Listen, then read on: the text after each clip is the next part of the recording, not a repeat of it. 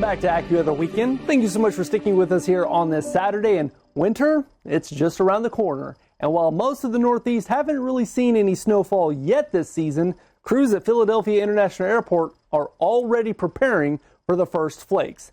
Allie Reed shows how teams are getting ready to keep runways clear and passengers safe when the snow begins to fall. It may not look or feel like winter just yet, but the crews here at Philadelphia International Airport are wasting no time. In fact, just last week, they were training their operators on snow removal equipment, making sure their drivers know the ins and outs of the machinery before the first snowfall. It's closer to anything happening, so it's fresh on your mind because the last time we got in these vehicles was last year.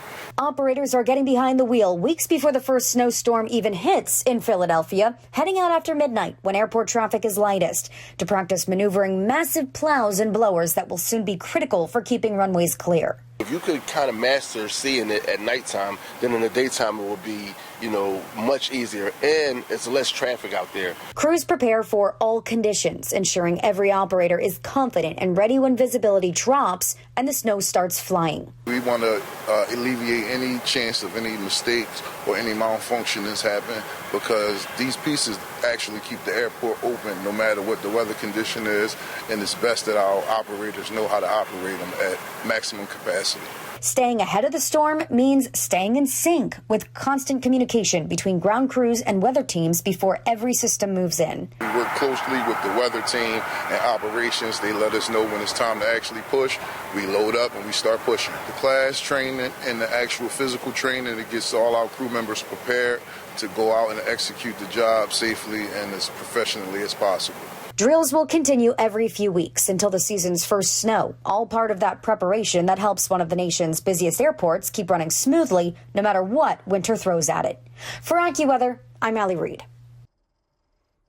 All right, Allie, thank you so much. And cold weather season is already here. And for people living with arthritis, that often means more pain. As AccuWeather meteorologist Tony Laubeck explains, the weather itself can play a big role.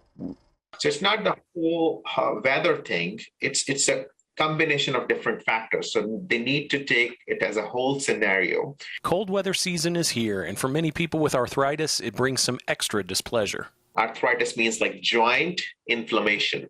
When you have a joint like bone and bone, so there is like disturbance in the mechanics of the joint, is called arthritis. People with this condition often see more aggravation in colder weather, and while it's not the cold that causes arthritis, lower temperatures can make the pain worse. Whenever there's a cold, what happens is that like atmospheric pressure go down on the outside environment, and now all the fluid in the tissue expand, and they touch all those nerves that are now exposed due to cartilage damage and supporting structures that are damaged over there. One way to combat the cold, apply some heat.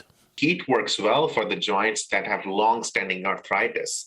They can use like either a dry heat or a wet heat. The dry heat means like all the heating pads and all sorts of all those things that are available over the counter. The wet heat is that like they can warm up the towel, they can make it warm, and then they can apply to their joints. Staying active in the colder months is difficult for some, but physical activity can provide some benefits.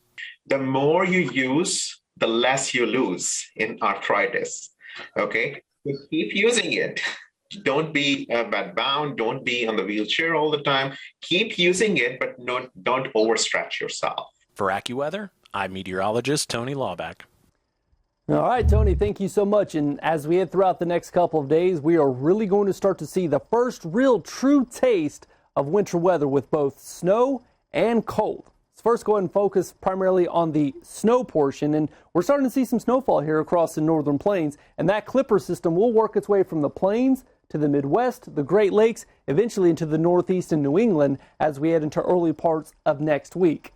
Now let's focus on the cold. And this time of year as a meteorologist is always very interesting to see the temperature range across the lower 48. We'll see highs today ranging from the 20s across the northern plains to the mid-90s across South Texas. As a matter of fact, some parts of Texas and Florida will be within range of tying record high temperatures, including Miami. Miami's record today is 88. That's the number to beat.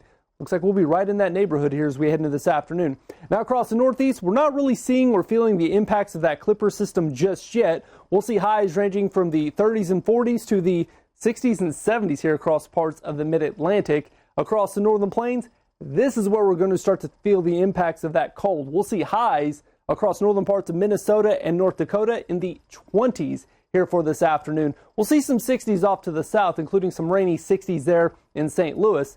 Now, overall, we've been talking primarily about the cold and about the snow, but across the west coast, it's the exact opposite. Very mild conditions for this time of year. 58 in Seattle, 62 with partly cloudy skies today in Portland. And then across the southwest, especially Southern California, Los Angeles showing off this time of year. Temperatures in the 80s with lots of sunshine here for early Saturday and November. Now across the southern plains, right along that I-44 corridor region from Lubbock to Wichita Falls, Lawton, Oklahoma City, Tulsa, up through Joplin.